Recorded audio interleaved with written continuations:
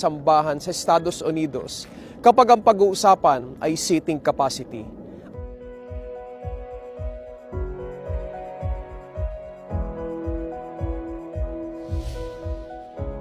Well, the chapel, even though it's not very high, it doesn't have a balcony, but it can accommodate 1,000 seating because it's very long. So that's one main feature of this building. For the renovation, we had to basically redo everything. It was just a shell. So we added new ceiling with the nice ceiling design, including 5 new chandeliers here in the main sanctuary. What else can you tell about our property here? Well, this building also includes a space for the district office for Washington State. It's attached to this building. And there's also space for the baptistry, which is behind the choir loft. The flooring here is all carpeted, new carpet installed during the renovation. It was also reinforced during the renovation with the other structural repairs. Nabili ng Iglesia ni Cristo ang gusaling ito mula sa Miracle Temple Church of God in Christ noong August 3, 2012. Major modification at the front of the facade. It was just a warehouse-type entrance, and so we created a beautiful new facade that's appropriate for the church. Itinalaga sa Diyos ang gusaling sambahang ito noong September 21, 2013 sa pagsambang pinangasiwaan ng kapatid ni Eduardo V. Manalo, ang tagapamahalang pangkalahatan ng Iglesia ni Cristo. I can't even describe the feeling the day that we dedicated this chapel. I remember when we were walking in procession at the dedication, you almost felt like the angels were walking beside you and singing with you, and our voices were being lifted to heaven. That's how I felt. It was so spiritual. And I can sing Tagalog. I don't understand it, but I can sing it. And when Ka Eduardo was preaching, I understood every word that he said. We had translators. I didn't need them because I could understand what he was preaching. That's God's design. The one thing that I can say now is, after all the turmoil, the fact that we have this chapel now is proof that we are the chosen ones of God. We are the people of God. God has never left our side. No matter what happens, the church continues to grow. No other church can buy property the way we can. We go and we find a place for our fellow brethren to worship, and we purchase it free and clear. That's ours. That's our offering. You know, that's why I'm happy that I can give to help.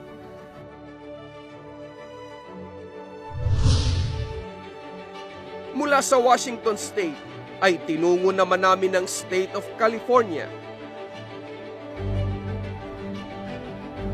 Binisita namin ang ilan sa mga ground-up chapels at ang mga estrukturang binili ng iglesia at isinaayos para maging gusaling sambahan ng Iglesia ni Cristo. Ang lokal ng San Francisco ang siyang pangalawa sa mga lokal ng Iglesia ni Cristo na naitatag sa malayong kanluran.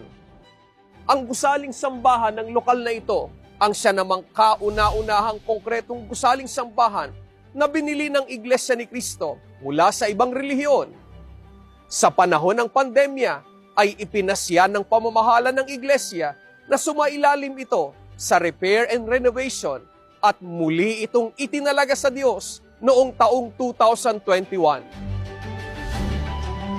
This chapel is actually a very good example of Greek Revival architecture, which is very unique style for a chapel building, especially for the Church of Christ. Some of the classic elements of Greek Revival architecture are the columns in the front. These are rather large columns, about 3 foot wide in diameter. Also the pediment structure or canopy over the front porch and the symmetrical design of the whole facade. Well, the main facade of this chapel has 3 main entrances with 2 doors at each entrance, so a total of 6 doors. And from the street level to the first floor, we have these granite steps that lead you to the main entrance. You can see in this interior main sanctuary, we have the sloping floor that's leading down to the tribuna po. We also have the 4 main arches at the 4 walls. Also, we have the large round dome feature in the center of the ceiling. And even the pews po, you can see that they're curved. There's a curved design that's all focusing on the main tribuna. Because of the size of this main sanctuary, we have 4 sets of exits po, with 2 doors per exit. So this has plenty of space and egress.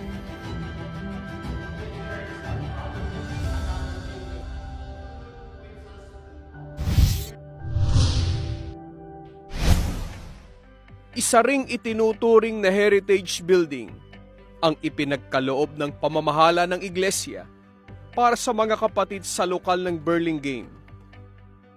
Mula sa relihiyong First Church of Christ Scientist ay binili ng iglesia ang estrukturang ito noong July 22, 2011. So as you can see here, the chapel was built in the year 1926. This is the cornerstone here that has the date. And this is another example of Greek Revival architecture. And you can see in the front entrance, we have the same similar design as San Francisco, where we have these classical columns. We have here 6 columns and then 2 pilasters at the end, which are just flattened columns up against the building.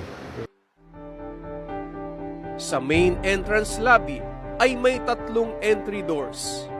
It's a double door system, so we have an interior glass door, and then we have a wood-paneled exterior door that swings out. So this just allows them to open this door and still keep this one closed to prevent wind from coming in. Makikita rin dito ang marble floorings at ang mga bagong aranya. The design was pretty much retained from the original building. Some of the features of the Greek architecture are the pillars. We have these columns here that are located around the main sanctuary. We also have a symmetrical orientation of these arches, the main arches at the ceiling level. 2 ceiling features ang makikita sa estrukturang ito. Isang rectangular shape na roof light sa lobby area ng gusali at isang circular shape na skylight sa main sanctuary. Si kapatid na Milton ay kabilang sa mga puspusang nakatuwang sa renovation ng gusaling ito. Patuloy at kusang loob na ginagamit niya ang kanyang kaalaman para sa mga gusali ng iglesia sa pagpapanatiling maayos ng electrical system nito at pagkukumpuni kung magkaroon ng kasiraan. It's very important to use the skills that God has given me, because I've been blessed throughout the years with the strength and the wisdom that God has given me to provide for my family. It's only right for me to do whatever I can to make the chapel more presentable for the glory of God.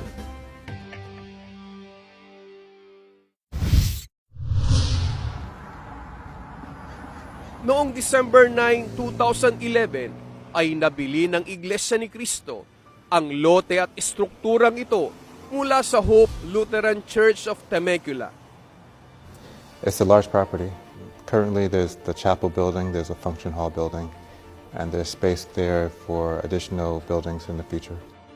3.15 acres o 1.27 hectares ang sukat ng lote ng lokal ng Temecula. The original building had a very unique kind of facade. And what we did was we just built our new facade of the chapel in front of it with steel framing. And then so it was basically kind of installed on top of the existing building. And so we were able to create the gable design with all the moldings and the new steeples, and that gave the look of the chapel. The ceiling design at the choir was also all brand new. We just made a kind of like a stepped bower roof, so it kind of steps down as it goes to the back of the choir boat. Well, the ceiling design was all brand new boat. The design of it was actually inspired by the chapel in the Philippines, in Tondo. And of course, it's a little bit different because of the way the moldings were